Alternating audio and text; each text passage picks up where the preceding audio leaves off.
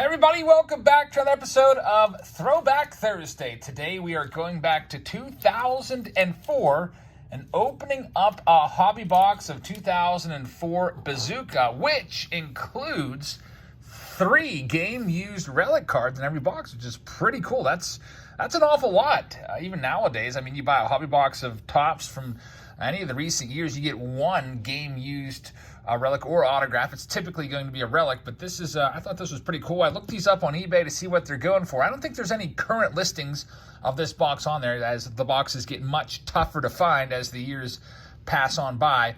But I did see 3 recent sales, and I think the 3 recent sales were around $160 a piece. So it's pretty crazy what these boxes go for right now. Jack was able to get it for much less than that, though, because I picked this up at a card store for, I think it was around $50-some. And Jack is our sponsor for this video. He's a Patreon member. If you would like to participate in any of our case breaks, which will be live again soon, I'm thinking about doing a mixer break, and then we have Allen and Ginter coming out next Wednesday, followed by Prism a few days after that. So check us out on Patreon. It's $3 per month. Gives you access to all of our breaks and exclusive videos. I'm planning on posting a video today of Heather and I and the kids' trip to North Carolina and our ball hockey adventures in Boone, North Carolina. So without further ado, let's go ahead and get started with 2004 Bazooka. And I just got a notification on my phone that my phone is on 20%, so hopefully we can finish this video up in the allotted time that I've left in my battery life. But 300 cards in the set. They even give you a checklist here, which is kind of cool. I do like that. And there's the inserts, there's the Bazooka Adventures, and there's down to card number 300, as you can see right there. So that's interesting. There's also, I do believe, there's 1 pack of Bazooka gum in every single pack. And if I'm not mistaken, I do believe it is rewrapped, so your cards won't get damaged. All right, here we go. The card for Jack, 2004 Bazooka. There's the gum. It is individually wrapped.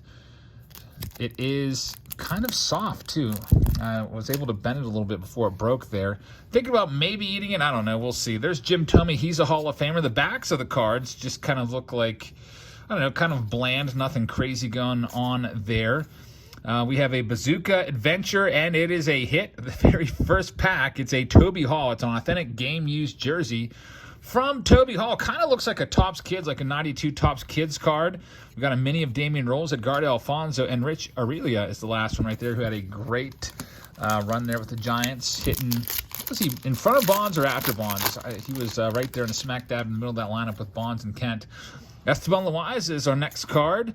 There's a Hall of Famer, Edgar Martinez, and we have some sort of little Derek Jeter fact card, 1500th hit. In fact, Derek Jeter would go on to get 3,000 plus career hits. We have a thicker card of Joe Mauer. It's a red border parallel jumping jack flash right there. Jack Wilson, former Gold Glove caliber shortstop for the Pittsburgh Pirates. Used to be a big fan of good old number 2, Jack Wilson. As we go into our next pack, there's Kip Wells, who was a Pirates opening day starter, which probably I'm the only one that might remember that. We have Ramon Hernandez, Jason Kendall, A.J. Przinsky, and Jason Phillips minis. I guess those are stickers, it says. We've got Greg Maddux swinging the lumber there. That is a red. And by the way, these red cards are extra thick. They're about 3 times the thickness of the other cards. Kind of feels like a relic. I'm wondering if they do that, or did that back in 04 to kind of ward off the pack searchers. Instead of putting spacers in there, just make one of the cards extra thick. Kind of has the same effect as those red border cards are about the same thickness as the relic was of the Toby Hall. There's an Albert Pujols. I think that's a tattoo. So that's kind of interesting. You can see that these cards were geared exclusively towards kids. I don't remember what the price was. There's a Glavine and Schilling, 2 nice cards right there. And Jermaine Dye barreling over the catcher there at home plate. I don't know who that catcher was. Maybe Benji Molina. But an interesting picture right there. Of course, nowadays that's a no-no. You got to give the runner a lane. So they don't want any more collisions at home plate after the Buster Posey incident years ago. There's Vlad Sr. That's kind of like a pop-ups. You might remember those old 88 Donruss pop-ups. That's the same kind of idea. I think that card can pop right on out of there and stand up. There's Garrett Anderson and Orlando Cabrera is the last one in that pack. And let's see what else we have. By the way, it says sugarless gum. I wonder if the sugarless gum has any bearing on why the gum is still kind of pliable. There's David Ortiz. He'll be a future Hall of Famer. Ichiro. We've got Greg Myers, thick card. There's a Miguel Cabrera back with the Marlins. That's a mini, and Cliff Floyd. Not a lot of rookies in this set, as you can probably tell by now. We get into the next one. There's Clay Billingsley.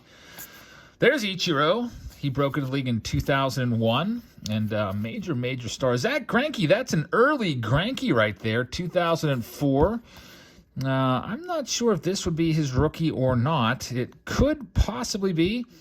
You'll have to let me know in the comments. Zach Greinke is going to be a Hall of Famer someday, mark my words. He's had a great long career. There's Bo Hart. Eric Gagne, former Cy Young Award winner. In fact, I think he won it in 03 the year before. You can see he had a 120 earned run average.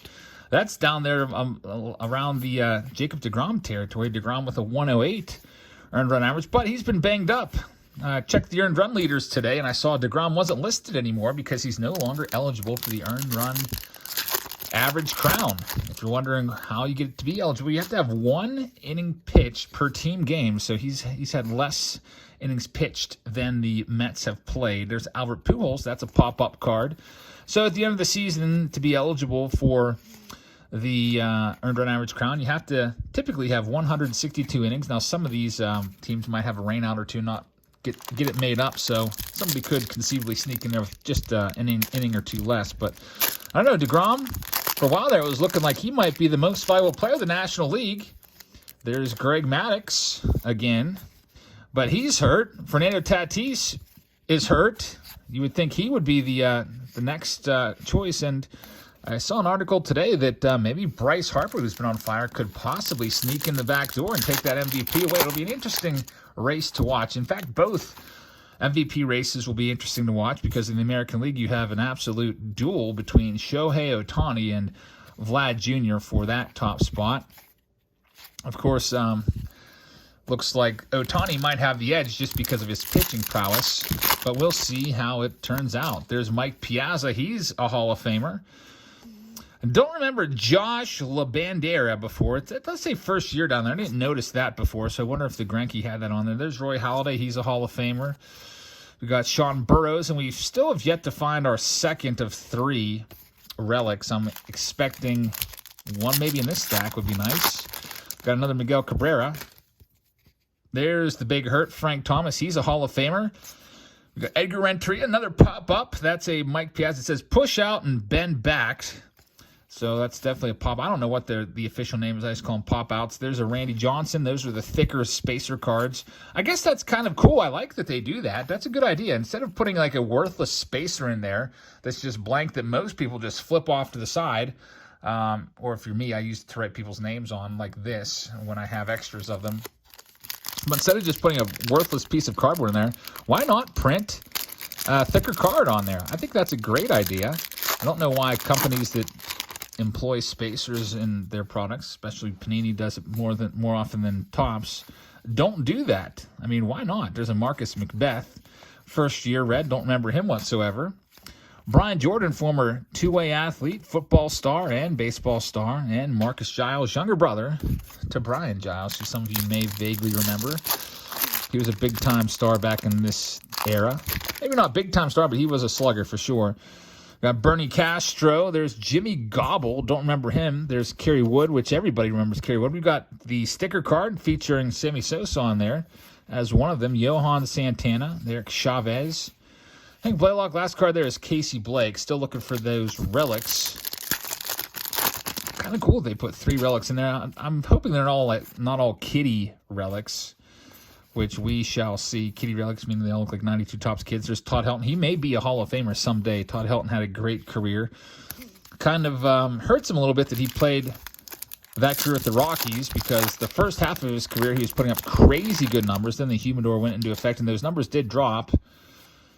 There's Kurt Schilling right there. We've pulled him a couple times. And here we go. We have a nice one. 2001 World Series hero, Luis Gonzalez. It's his game-used bat. That's a cool card right there. Luis Gonzalez hit a little blooper pop-up that would have been caught basically 99.9% of the time, except the infield was drawn way in. Mariano Rivera sawed him off right on basically his hands, and broke his bat in a little pop-up there, but right over Derek Jeter's head, and the Diamondbacks would beat the Yankees and put an end to their dynasty for the time being. Of course, the Yankees won the World Series in 98, 99, 2000, and 2001.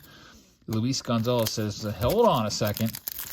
We're taking this one. That 2001 Diamondbacks was headlined by those big starting pitchers, Randy Johnson and Curt Schilling, who were absolutely lights out, striking out everybody. There's Johnny Damon, Minnie, Juan Rivera, and Carl Everett. So we're down to our last stack. Thank you very much for watching, everybody.